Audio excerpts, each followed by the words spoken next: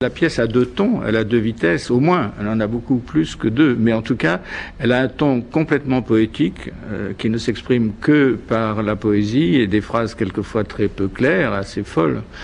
Et d'autre part, elle a des séquences où il y a une espèce de réalisme très simple, où il est question de prendre un taxi, de téléphoner, d'aller à la clinique pour accoucher, on a des douleurs, etc. Donc il joue de ce passage de l'ordinaire à l'extraordinaire. Mais il passe de l'ordinaire à l'extraordinaire sans crier gare, en restant dans une simplicité et une transparence absolue. Et je pense que son quotidien contient en lui-même déjà une transposition, puisque la mort est déjà déposée dans la vie qu'on voit et que la vieillesse est déjà déposée dans la jeunesse qu'on voit. Donc c'est une observation vraiment au microscope de ce qu'on pourrait appeler la vie, en fait. C'est beaucoup plus des variations sur la vie que des variations sur la mort. Enfin, finalement, c'est la même chose. Mais ça pourrait parfaitement s'appeler variation sur la vie. Je crois qu'il faut de moins en moins expliquer les choses, surtout si on s'en remet à la voie poétique, ce que lui-même déclare faire, c'est-à-dire renoncer à la compréhension conceptuelle et être de plus en plus ouvert à la compréhension poétique ou à la compréhension des images. Chaque fois qu'on lit la pièce, on peut la lire d'un angle différent, d'un point de vue différent. Et donc on peut voir des rapports d'importance complètement modifiés. C'est pas une chose fixe. Donc ce sont des variations qui simplement tournent autour de la vie, parce que ça ne raconte pas du tout l'histoire d'une famille.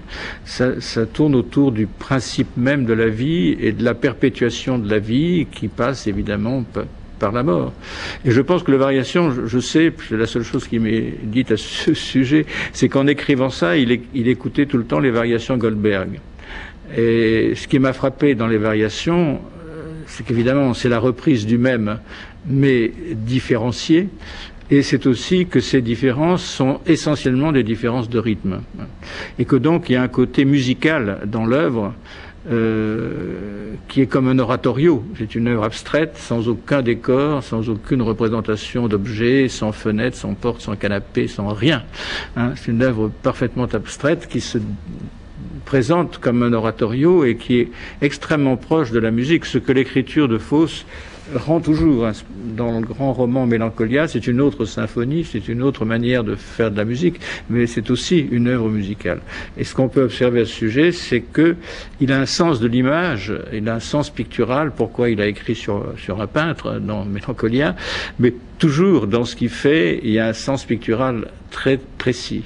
Et là, il n'indique pas d'image, puisqu'il n'y aura pas d'image, mais il indique les entrées et les sorties des gens, c'est-à-dire qu'on saura tout le temps si c'est un duo, si c'est un trio, un quatuor, un quintet ou un sextet, puisqu'au fond, ils sont 6. Les deux personnages âgés sont là tout le temps, donc il y a au moins toujours 2 personnages, mais on peut passer par ces différentes formations. Et le fait qu'il y a sur un espace que nous allons traiter vide, devant un trou noir, dans des costumes clairs et très près du corps, le fait qu'il y ait 2 personnes, ou qu'il y en ait 3, ou qu'il y en ait 4, ou qu'il y en ait 5, ou qu'il y en ait 6, ça fait forcément une image différente.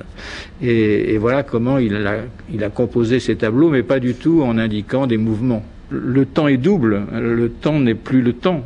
Il n'y a pas de passé, de présent et d'avenir. Donc toutes les bases, en fait, tous les repères, toutes nos habitudes sont complètement bousculées et on ne sait pas où on est ébranlé et on est à la recherche dans un brouillard, dans une obscurité, dans un aveuglement, on est à la recherche d'un appel vers quelque chose qu'on sent comme une connaissance, je dirais pas supérieure, mais simplement d'un autre ordre.